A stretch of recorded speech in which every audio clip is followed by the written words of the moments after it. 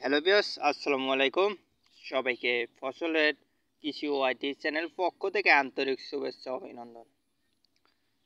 Hello viewers, আজকের আলোচনার বিষয় হলো মরিচের পাতা কুঁকড়ানো রোগের উপকারিতা এবং আমরা মরিচ চারা লাগানোর কতদিন পরে আমরা এই কুঁকড়ানোর ঔষধটা আমরা ব্যবহার করব। তাহলে ভিডিওটা শুরু করা যাক। আমাদের প্রথমত ফ্লোরা ব্যবহার করতে হবে।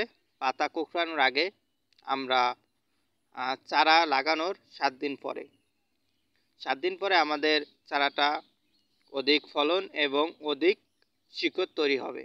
তো তারপর আমরা এই ফ্লোরা আমরা ব্যবহার করে থাকব। ব্যবহার করে আমরা পরবর্তীতে আবার 7 দিন পরে আমরা সবীকরণ ব্যবহার করব।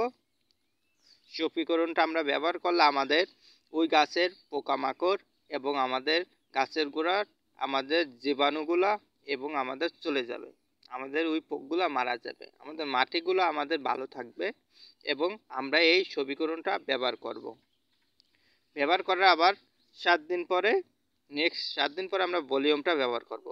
ভলিউমটা ব্যবহার করলে আমাদের গাছের পাতা এবং ফলের বৃদ্ধি হবে। আমরা প্রতি সপ্তাহে একটা একটা করে আমরা এটা ব্যবহার করব এবং ভলিউমটা আমাদের উন্নত মানের ফল বৃদ্ধি করে এবং ফুল ঝরে পড়া থেকে আমাদের রোগ মুক্তি করে। সকল প্রকারে আমাদের ভলিউমটা আমাদের কাজকর্ম করে থাকে। তো মরিচের এই 3টা ঔষধ আমাদের বেশি উপকারিতা। তো আর আমাদের ফ্লোরাটা খুবই আমাদের উদ্ভিদের শক্তি এবং আমাদের গাছের শক্তি আমাদের খুবই একটা করে থাকে এবং গাছটাকে মোটা করে থাকে এবং গাছের পাতাগুলো বড় করে এবং ফল ফুল বৃদ্ধি করে থাকে। তো ভিউয়ার্স, আজকে ভিডিওটা এখানেই।